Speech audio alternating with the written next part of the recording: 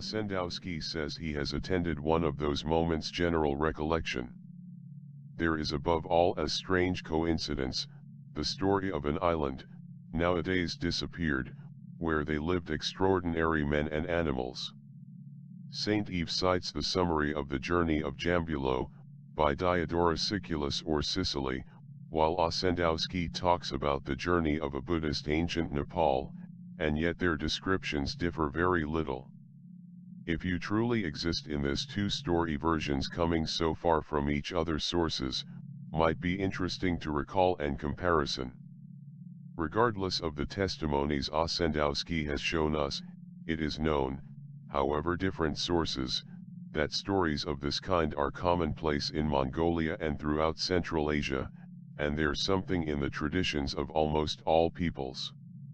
On the other hand, if Ossendowski had copied in part the mission of El and not see very well why should deliberately omitted some passages, or why it would have changed the shape of some words, writing for example Agartha instead of Agartha, the unlike it explained very well if received from the information source Mongola Saint Yves had obtained Indian source, as it was in relationships with at least two Hindu. Ossendowski adversaries have tried to explain the very fact by claiming that he had in his hands a Russian translation of the mission of El Ind, translation whose existence is more than problematic, since the heirs themselves Saint Yves ignore it entirely. He has also criticized Ossendowski write Om while Saint Yves writes Ahum. Now if Ahum is the representation of the sacred monosyllable decomposed into its constituent elements, however it is Om which is the correct transcription and corresponding to the actual pronunciation as it exists both in India and Tibet and Mongolia.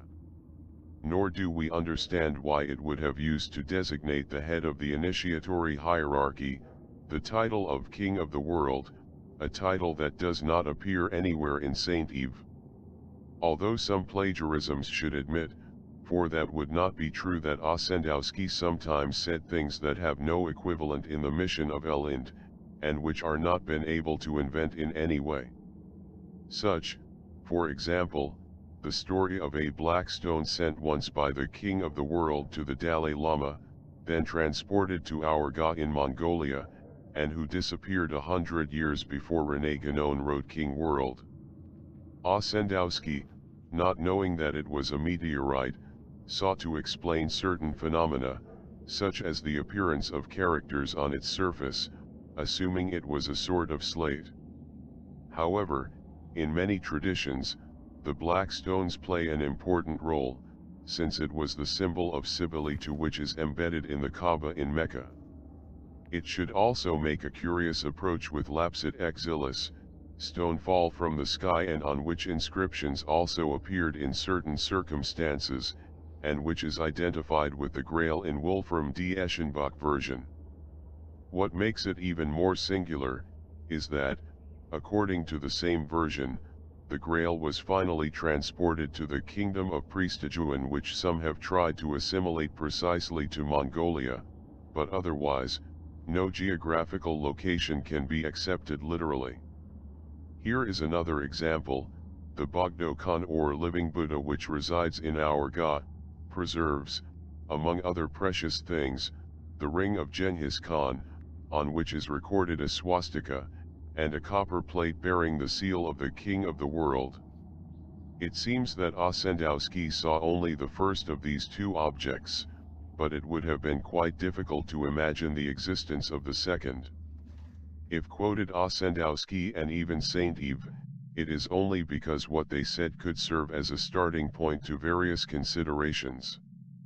The title of King of the World, taken at its highest, the most complete and while the strictest sense, is properly applied to Manu, the primordial and universal legislator, whose name is, in various forms, in a large number of old people. In this regard, remember only the Mina or Menes of the Egyptians, the Mene of the Celts and the Minas of the Greeks. Minas was both legislator of the living and the judge of the dead, in the Hindu tradition. These two functions belong respectively to Manu and Yama, but they are represented as twins, indicating that it is the splitting of a single principle, considered under two different aspects. Otherwise, this name does not designate any way to a more or less historical or legendary character, which means in reality is a principle, the cosmic intelligence reflecting the pure spiritual light and makes the law, dharma, itself to the conditions of our world or our life cycle, and it is at the same time the archetype of man considered especially while thinking being, in Sanskrit manava. Furthermore, what is essentially important to emphasize here is that this principle can be manifested by a spiritual center established in the terrestrial world, for an organization to fully preserve the deposit of sacred tradition, origin non-human, apaurushya, by which the primordial wisdom is communicated through the ages to those who are able to receive it. The head of one such organization, which represents in some way to Manu himself, may legitimately take its title and its attributes. And even the degree of knowledge that must be reached in order to exercise its function is actually identified very early is like human expression, and to which his individuality disappears. Such is indeed the case Agartha, if the center has collected, as indicated by Saint Eve, the legacy of the old Suryavansha, who lived long ago in Ayodhya, which gave trace their origin to Vaivaswata, the Manu of the current cycle. The headquarters of the Suryavansha when considered symbolically, can be approximated to the solar citadel of the Rosicrucians, and no doubt to the city of the sun of Campanella. Tommaso Campanella, 1568–1639, was an Italian philosopher and poet. It is also cited by its Spanish name, Thomas Campanella. His name before entering the order was Giovanni Domenico Domenica Campanella.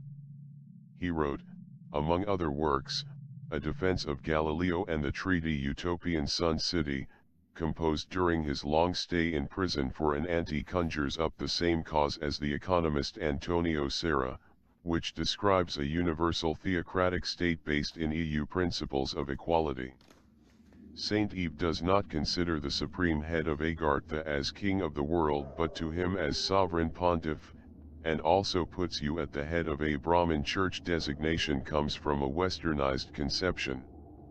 In fact, the name Church Brahmin has never been used in India, rather than the heterodox sect and completely modern in the Brahma Samaj, born in the early 19th century under European influences and especially Protestants, divided soon in multiple rival branches, and today almost completely extinguished.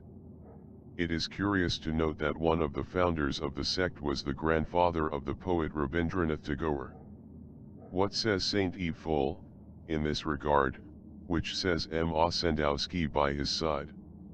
It seems that each of them has not seen the look that responded more directly to their tendencies and their key concerns, as, indeed, here is a dual power, the priestly and real.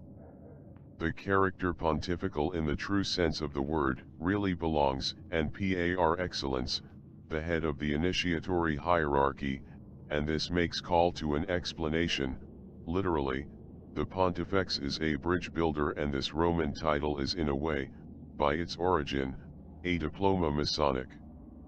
But, symbolically, it is the one who plays the role of mediator, establishing communication between this world and the higher worlds. San Bernardo says that the Pope, as indicated by the etymology of its name, is a kind of bridge between God and man. There is in India a term that is typical of the Jains, and that is the strict equivalent of Pontifex Latin, the word Tirthankara, literally, which makes a ford or a step. The passage in question is the path of liberation, moksha. The Tirthankaras are 24 in number, as the elders of Revelation, which, moreover, also a pontifical college. As such, the rainbow, the sky bridge is a natural symbol of pontificate, and all traditions give perfectly concordant meanings. Thus, in the Hebrews, is the pledge of God's covenant with his people. In China, it is the sign of the union of heaven and earth. In Greece, he is representing Iris, the messenger of the gods, a little everywhere in Scandinavia as well as in the Persians and Arabs. In Central Africa and even in some villages in North America, is the bridge linking the sensitive transcendental world. The Jainism is a religion of India, founded in the 6th century BC by Mahavira. It is a Nastika religion, which does not recognize the authority of the texts Vedas and Brahmins. Currently, Jainism is present in eastern India, Bengal, Western Centre, Rajasthan, Maharashtra, and Gujarat, and South, Karnataka. Its philosophy and practice emphasize the need for efforts to root the soul towards divine consciousness and liberation, moksha. That soul who overcomes his inner enemies and reach the upper state called jnana happens to be called winning or conquering. The highest state is known as siddha. Jainism is known in ancient texts as well as Sramana Dharma, who trusts himself, or the path of Nirgranthas, those without attachments or aversions.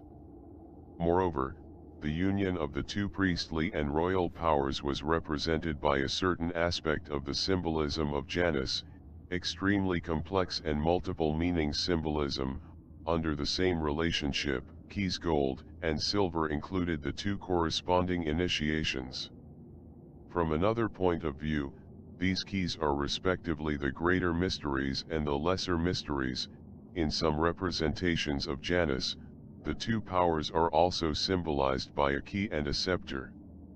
To use the Hindu terminology, this is the way of the Brahmins and the Kshatriyas, but at the top of the hierarchy, one is in the common principle where we both draw their respective powers, and therefore beyond their distinction, since there is the source of all legitimate authority in any domain carried out, and initiates Agartha are Adavarna, i.e., beyond castes.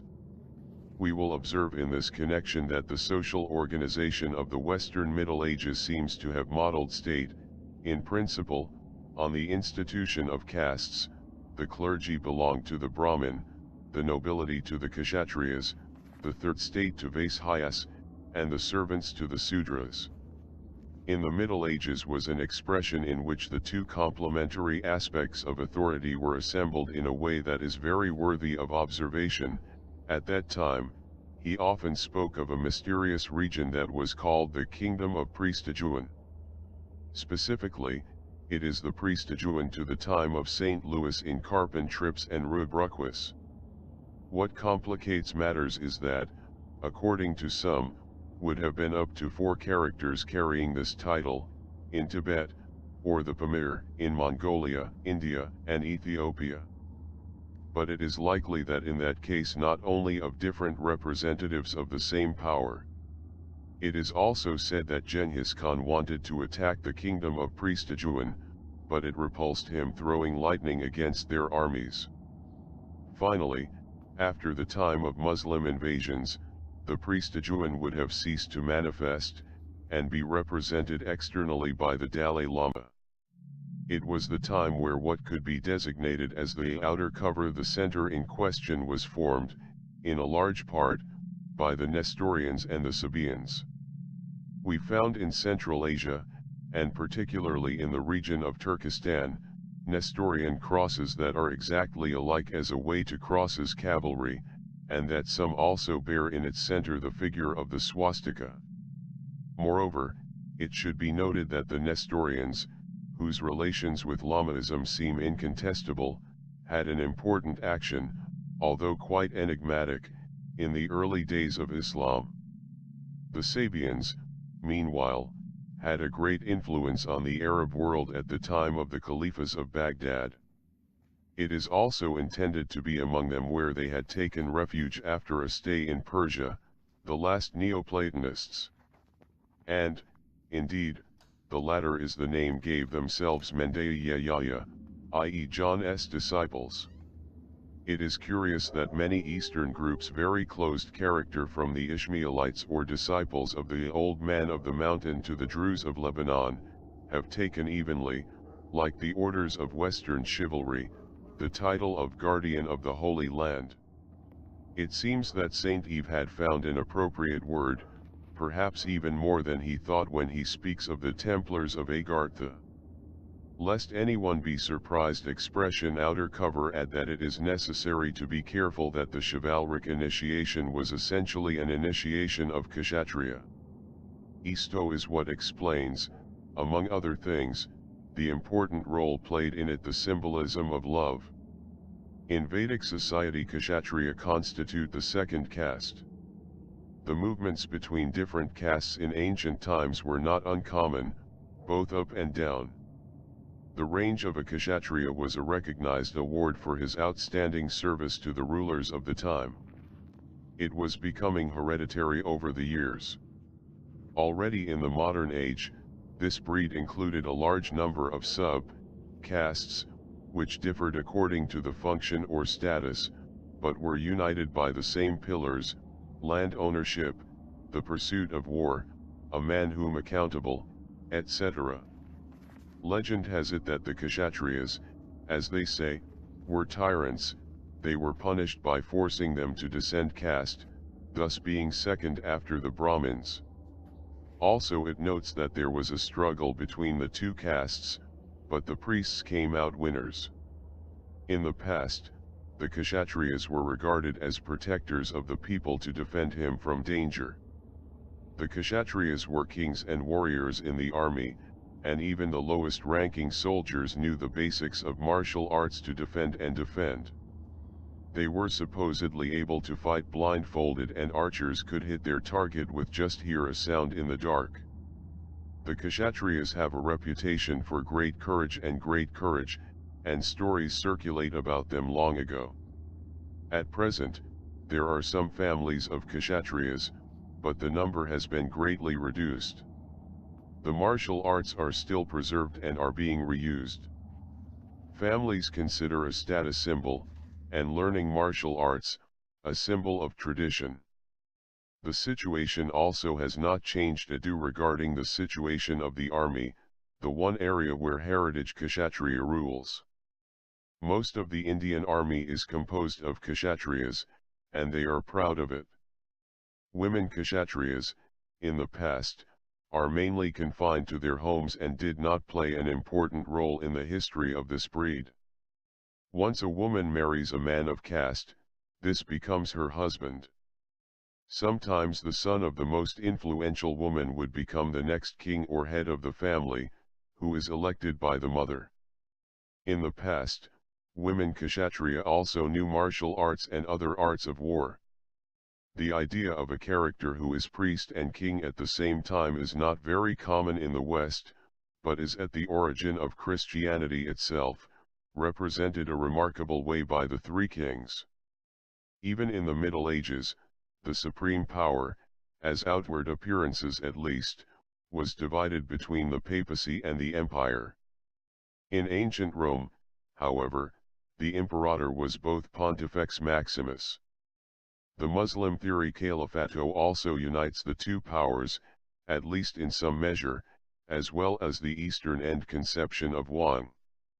The Emperor of China was the head of government and head of state of China from the Qin dynasty, 221 AC, until the fall of the Qing dynasty in 1911. The former heads of government to the Qin dynasty were denominated Wang, king. Before the first emperor, Qin Shi Huang, the characters Huang, God King, and Di, Wise King, were used separately and never consecutively. After the Han dynasty, Huangdi was abbreviated as Huang or Di, losing each of the characters separately the meaning they had before the Qin dynasty. Such separation can be regarded as the mark of an incomplete organization above, if one can express it, because you do not see it appear in the common principle of coming and regularly depend the two powers. Thus, the true supreme power had to be found elsewhere. In the East, maintaining this separation at the very top of the hierarchy is quite exceptional, and not just more in some Buddhist conceptions which is something of this kind. We want to allude to the asserted incompatibility between the role of Buddha and of Chakravarti or universal monarch when it is said that Shakyamuni, at some point, had to choose between one and the other. There is an analogy between the conception of Chakravarti and the idea of the empire in the work of Dante, who should mention the treatise De Monarchia. The term Chakravarti, which has nothing particularly Buddhist, applies very well. According to data from the Hindu tradition, the role of Manu or their representatives, literally, is the spinning wheel, i.e. which, placed in the center of all things, directs their movement without participating himself in it, or, in the words of Aristotle, it is its unmoved mover.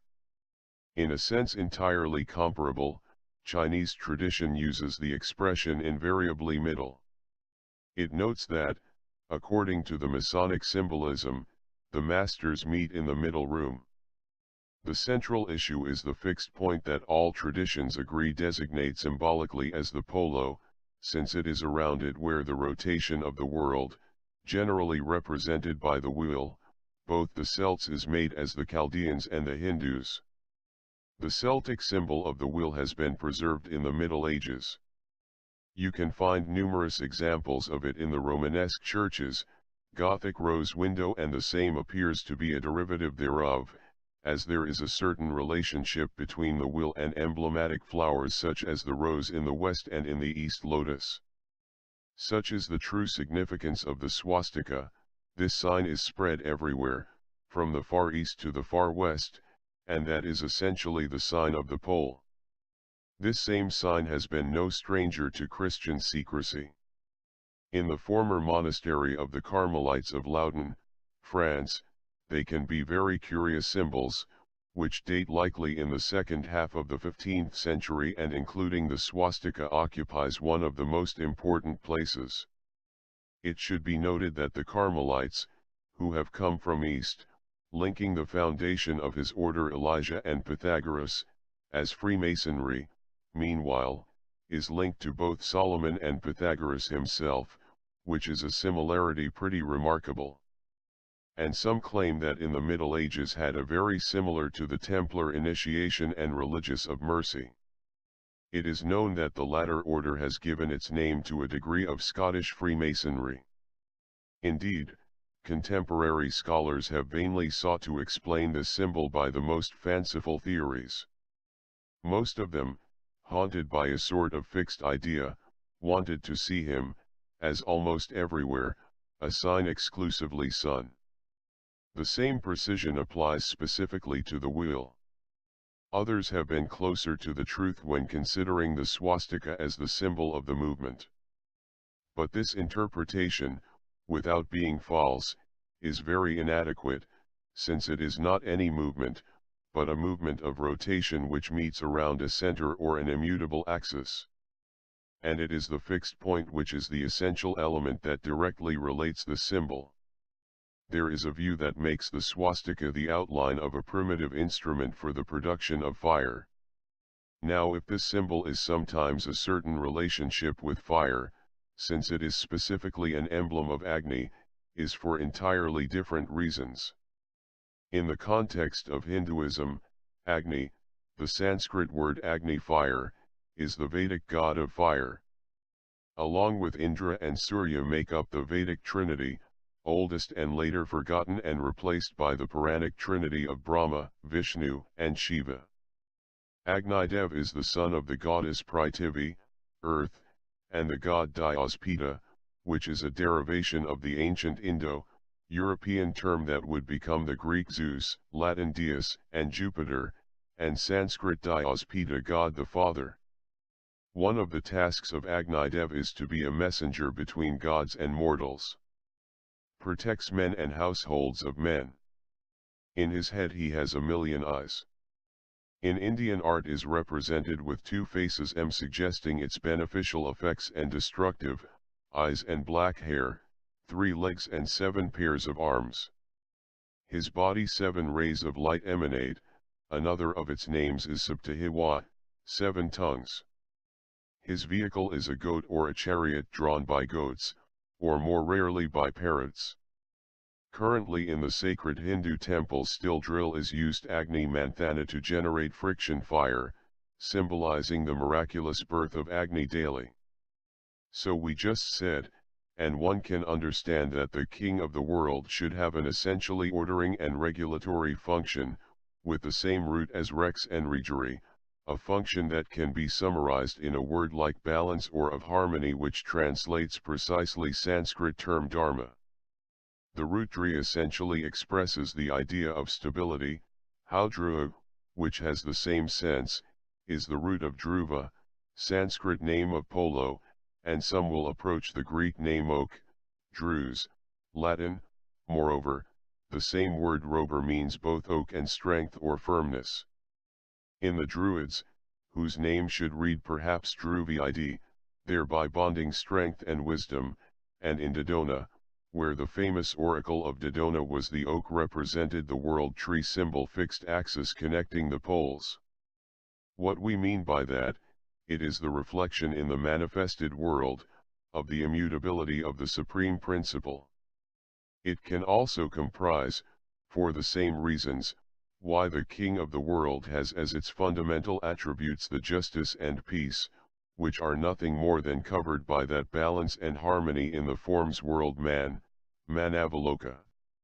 It is necessary to recall the biblical texts where justice and peace are closely linked, Justitia et pax osculati sunt, pax justitiae opus, etc.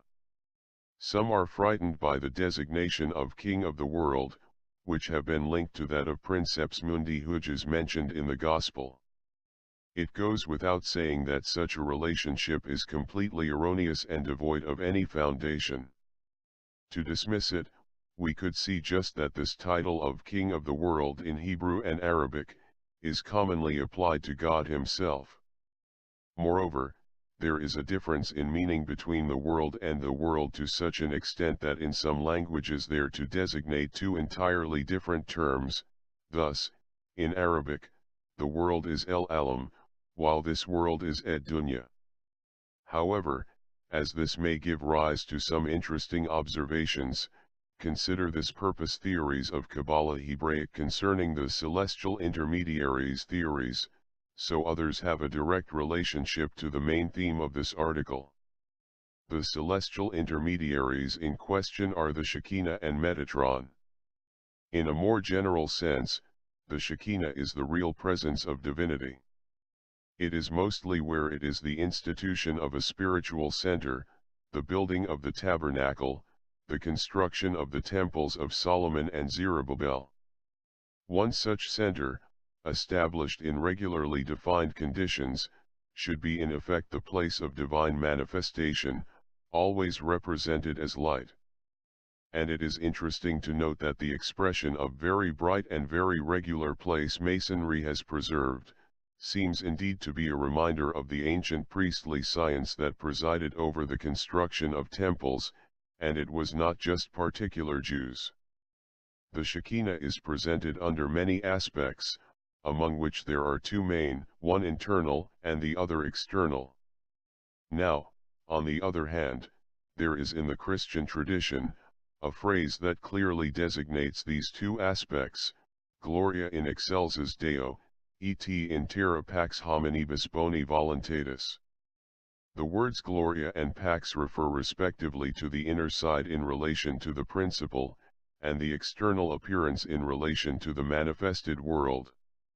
And if these words are well considered, one can understand immediately why they are spoken by the angels, Malachim, to announce the birth of God with us or us, Emmanuel.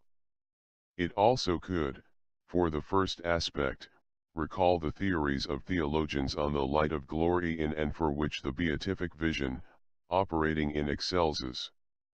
And as for the second, we find here the peace which, in its esoteric sense is indicated everywhere as one of the fundamental attributes of spiritual centers established in this world, in terra.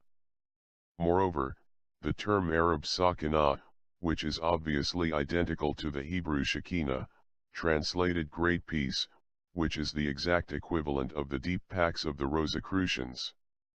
And so, it could explain without doubt what they meant by the temple of the Holy Spirit, and could also be interpreted in a precise manner the numerous gospel texts in which he speaks of peace, the more as for the concerning the Shekinah secret tradition would have some connection with the light of the Messiah. Moreover, in the gospel itself it is very explicitly stated that that is what is not peace in the sense that understands the profane world.